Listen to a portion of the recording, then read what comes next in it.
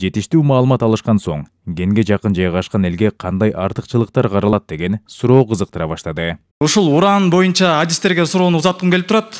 Жооп берсеңиздер, ушул эгер уран гени биздин аймактан ачылып кала турган болсо, биздин аймактар үчүн эң баягы чоң кандай жеңилдиктер каралат?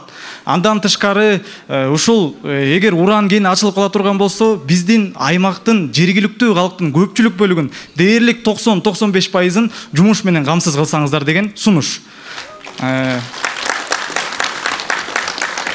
Кичине иштеп баштасын, анан кийин карап туруп биз деле эмедиги баарын эле алып жулуп тазалап кетпейбиз да. Ошол айылдарды карайбыз, айылдардын өнүктүрүшүн, шаарды карайбыз дегендей.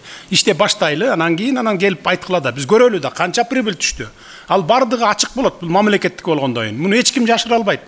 Счетный палата деген бар, Кыргыз алтынды барып үстүнөн карап турат, ГКМБ деген бар, прокуратура, МВД деген бар.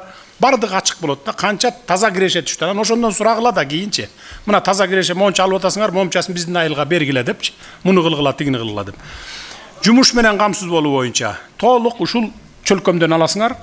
Ар жагы Семизбелден, нарын тараптан, биягы ушул Кызыл Омпол, Орто Токой, Балыкчы, Тоңдун жакын жерлеринен алгыла да. Ооба, барды 1000 киши, канча киши десе ошону.